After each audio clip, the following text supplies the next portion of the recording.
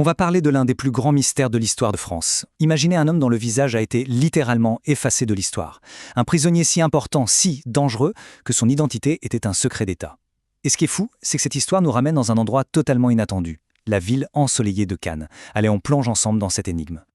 Et tout commence aujourd'hui avec une scène assez surprenante. Ici, à Cannes, un secret vieux de plusieurs siècles fascine encore toute la communauté.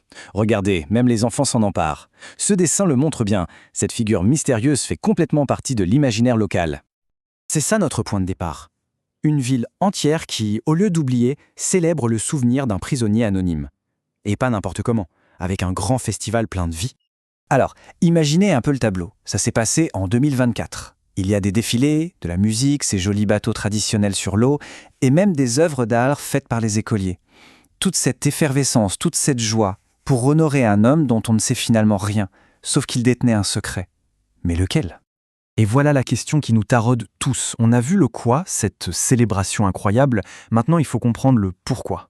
Et pour ça, il n'y a pas le choix, il faut remonter le temps. Allez, on embarque pour le XVIIe siècle, en plein règne du roi Soleil. On va essayer de démêler le peu de faits que l'histoire a bien voulu nous laisser. On est donc sous le règne de Louis XIV. La monarchie absolue est à son apogée. Il faut bien comprendre, un simple ordre du roi, une lettre de cachet, et n'importe qui pouvait disparaître. Pas juste disparaître de la société, non. Disparaître de l'histoire. Son nom, son visage, son passé. Hop, effacé.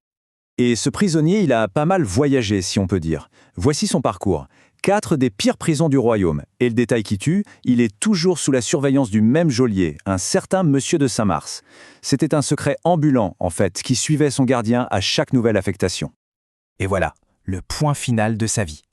Mais attention, même dans la mort, son identité reste un secret d'État. On inscrit un faux nom sur sa tombe, Marchiali. Un dernier tour de passe-passe pour être bien sûr que le mystère reste entier. Mais on peut se demander comment est-ce que c'était possible légalement ? Eh bien, grâce à un concept qui fait froid dans le dos, la justice retenue.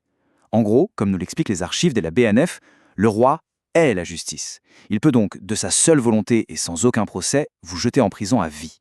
C'est le pouvoir absolu dans ce qu'il a de plus pur et de plus redoutable. Bon, de toutes ces prisons, il y en a une qui nous intéresse tout particulièrement. C'est le chapitre le plus long de sa captivité et c'est celui qui le lie pour toujours à la région de Cannes. Regardez-moi ça. L'île Sainte-Marguerite, juste en face de la baie de Cannes. On dirait une carte postale.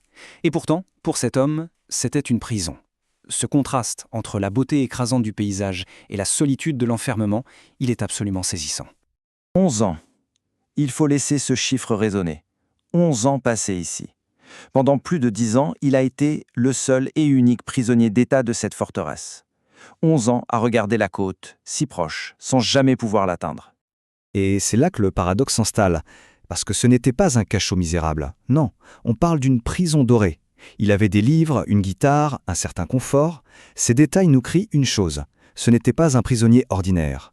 Son importance était telle qu'elle justifiait non seulement le secret, mais aussi un traitement de faveur. Pour essayer de comprendre ce que cet homme a pu ressentir, l'histoire ne suffit plus. Alors, on se tourne vers l'art. Ces quelques mots tirés d'un opéra récent tentent de poser des mots sur son destin. Ça nous rappelle qu'au-delà du grand mystère, il y avait un être humain, seul face à sa vie volée. Et c'est précisément là que tout bascule.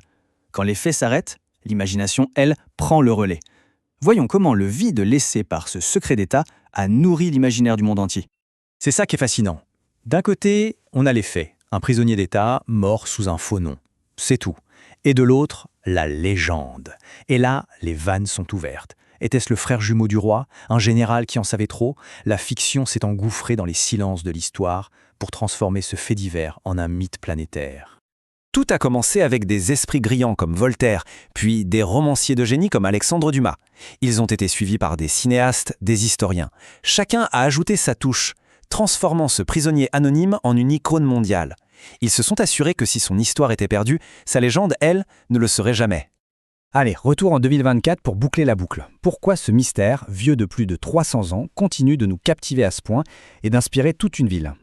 Le lien est juste là, sous nos yeux. C'est incroyable. D'un côté, le poids sombre du passé, le fer, le secret. Et de l'autre, la lumière du présent, la joie de la fête. Parce qu'à Cannes, l'histoire n'est pas enfermée dans un livre. Elle est vivante. Elle respire au rythme de la baie. Alors au fond, pourquoi cette fête ? Ce n'est pas seulement pour l'homme, c'est pour la force de son histoire. C'est une manière pour la communauté de se réapproprier son patrimoine, de créer du lien entre les générations, et finalement de célébrer ce qui nous fascine tous, le grand mystère de l'inconnu. Et je crois que la clé, elle est là. Le fait que le secret n'ait jamais été résolu, ce n'est pas un échec, c'est justement toute sa puissance. C'est ce vide qui permet à l'art, à l'imagination et à toute une communauté de s'exprimer et de faire de ce fantôme une part essentielle de l'identité de Cannes. On termine avec cette question qui va bien au-delà de Cannes. Chaque ville, chaque famille a ses secrets, ses fantômes. Alors quelles sont les histoires autour de nous qui refusent obstinément de tomber dans l'oubli ? Une dernière image, le souvenir d'un homme sans visage qui, par le plus grand des paradoxes, est devenu absolument inoubliable.